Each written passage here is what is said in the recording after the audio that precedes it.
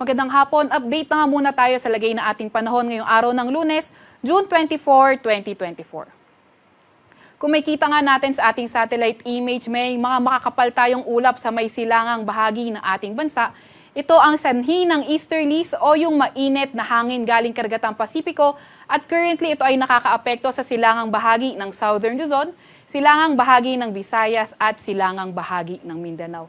Itong easterlies din ay yung nagdadala ng mga kalat-kalat na pag-ulan, pagkidlat, pagkulog sa may Bicol Region, sa may Quezon, sa may Romblon, Eastern Visayas, Central Visayas, Caraga, Northern Mindanao at sa may Davao Region. Kaya yung ating mga kababayan na nakatira sa mga landslide at flood-prone areas ay pinag-iingat nga natin sa mga banta ng pagbaha o pagguho ng lupa.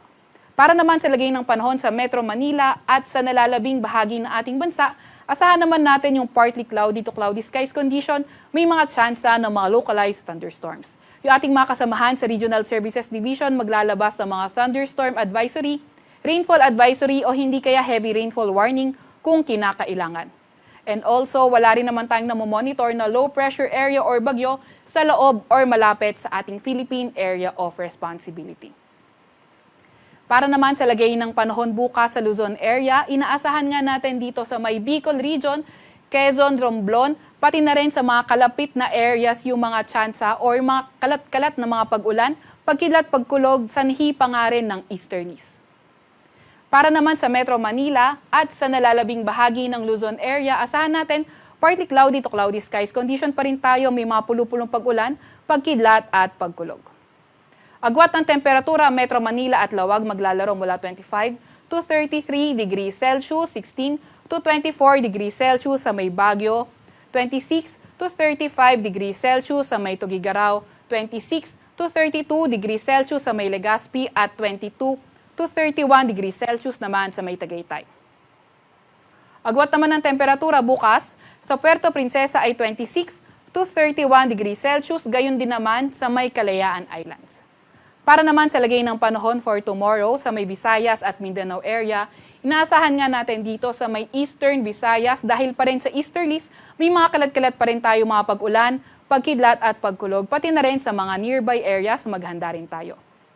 Para naman sa nalalabing bahagi ng Visayas at sa may Mindanao area, although partly cloudy to cloudy skies condition pa rin tayo, asahan pa nga rin natin yung mga tsansa ng mga localized thunderstorms, lalo na sa may silangang bahagi ng Visayas at Mindanao area.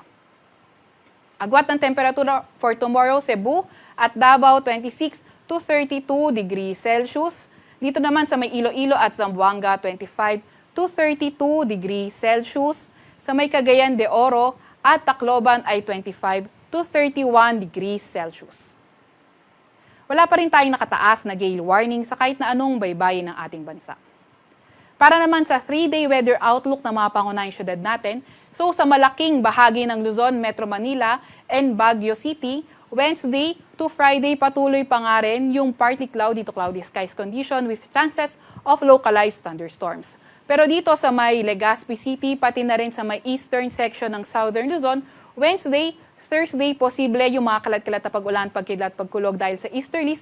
Pero pagdating naman ng Friday, mas magandang panahon yung ating inaasahan with chances pa nga rin ng mga localized thunderstorms. Sa Metro Manila, pinakamataas sa temperatura sa susunod na 3 araw ay 34 degrees Celsius.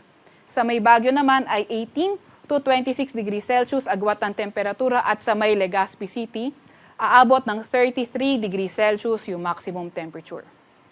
Para naman sa mga pangunahing syudad sa may Visayas area, Metro Cebu, Iloilo City at sa malaking bahagi ng Visayas, partly cloudy to cloudy skies pa nga rin tayo, may mga pulupulong pag-ulan, pagkidlat at pagkulog. Pero dito sa may Tacloban City, pati na rin sa may silangang bahagi ng Visayas area, Wednesday, Thursday, may mga kalat-kalat tayo mga pag-ulan, pagkidlat, pagkulog dahil sa easterlies. Pero pagdating nga ng Friday, mas magandang panahon na inaasahan natin. Sa Metro Cebu, pinakamataas sa temperatura abot ng 33 degrees Celsius, 25 to 33 degrees Celsius naman sa may Iloilo City at sa may Tacloban. Pinakamataas sa temperatura ay 32 degrees Celsius.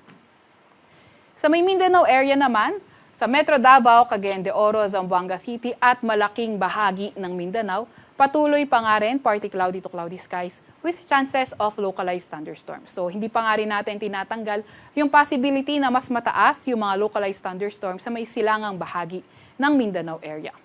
Sa Metro Davao, pinakamataas sa temperatura ay 33 degrees Celsius. Sa may Cagayan de Oro naman ay 25 to 32 degrees Celsius agwat ng temperatura at sa may Zamboanga City ay 25 to 34 degrees Celsius. Sa Kalakahang, Maynila, ang araw ay lulubog mamayang 6:28 ng gabi at sisikat ng 5:29 ng umaga. Huwag magpapahuli sa update ng Pag-asa. I-follow at i-like ang aming Facebook at X account, DOST_Pag-asa. Mag-subscribe din sa aming YouTube channel, DOST-Pag-asa Weather Report. At para sa mas detalyadong impormasyon, bisitahin ang aming website, bagong.pag-asa.dost.gov.ph. At yan naman po munang latest mula sa Weather Forecasting Center ng Pag-asa, Veronica C. Torres nag-ulat.